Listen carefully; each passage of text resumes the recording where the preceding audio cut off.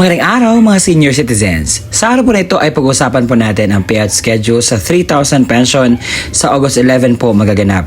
Mga importanteng announcement dapat mo nating malaman. Sa araw po na ito, ibibigay ko ang 6 na bagay na dapat po ninyo makuha sa aking vlog. Una na riyan ang mga lugar kung saan may magaganap na payout sa social pension for indigent senior citizens. Pangalawa, saan po ba magaganap ang payout? Pangatlo, ano ang oras po ng inyo pong payout? Pang-apat, sino-sino po ba ang mga kasali sa payout? Pang-5, ano ba ang mga kompletong requirements na dapat mong i-ready? At pang-6, mga dagdag kaalaman patungkol po dito. Kaya naman, inaanyahan kita na tapusin mo ang video nito hanggang sa dulo nang sa gayon po makuha mo ang punto ng video kong ito.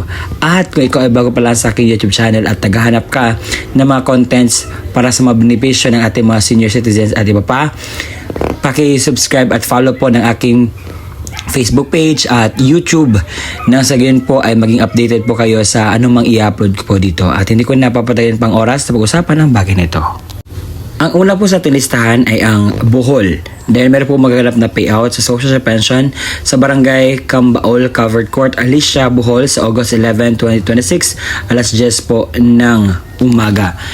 At ito po ang mga listahan sa mga kasali po na kukuha ng pensyon. Pakipost lamang po ng video ito nang sa yan po ay makuha po ninyo ang mga listahan sa mga kasali po sa makakakuha po ng payout.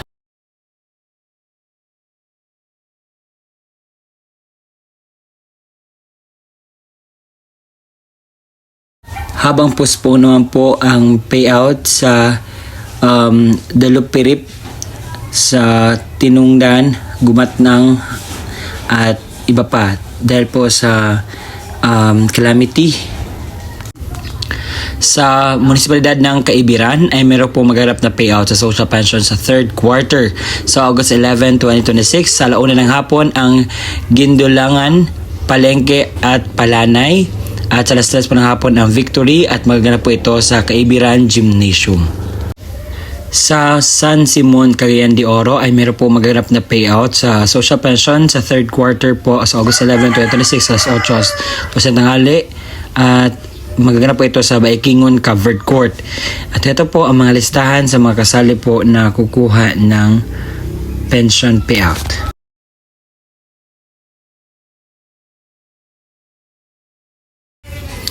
Sa Upper Session Road, Baguio City ay meron pong magaganap na postponement po sa inyo pong payout sa kadahilanan pong meron pong mga kalamidad na hindi po natin maituloy po ito. Nasa ganyan po kasi mangyari, meron pong mga hindi magandang mangyayari po.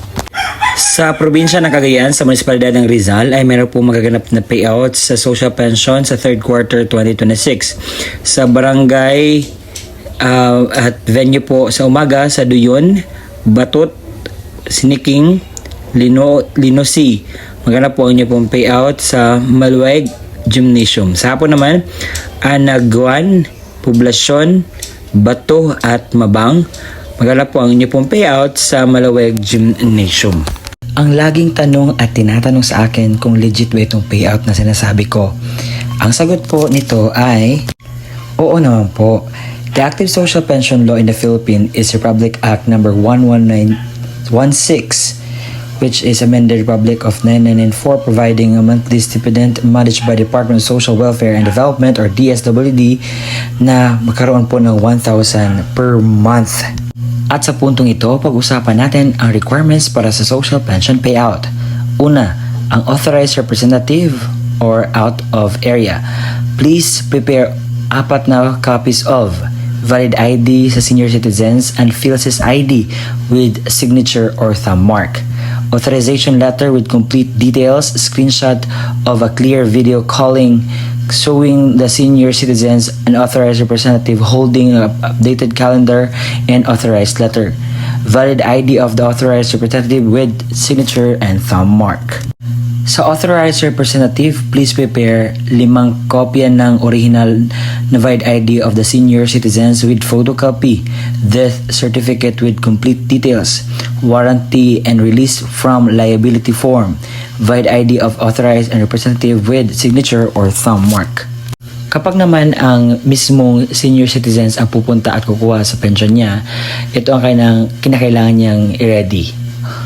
4 na kopya ng VID ID ng senior citizens at PhilSys ID with signature and thumb mark. Ang authorized representative or bedridden, please prepare 4 na kopya ng original VID ID of the senior citizens and PhilSys ID with signature or thumb mark, authorization letter form, photo of senior citizens together with authorized representative holding an updated calendar, VID ID of authorized representative with signature or thumb mark. At yun po ang kumpleto na mga detalye sa balitang ito na sana'y marami kayong nakuha na aral dito.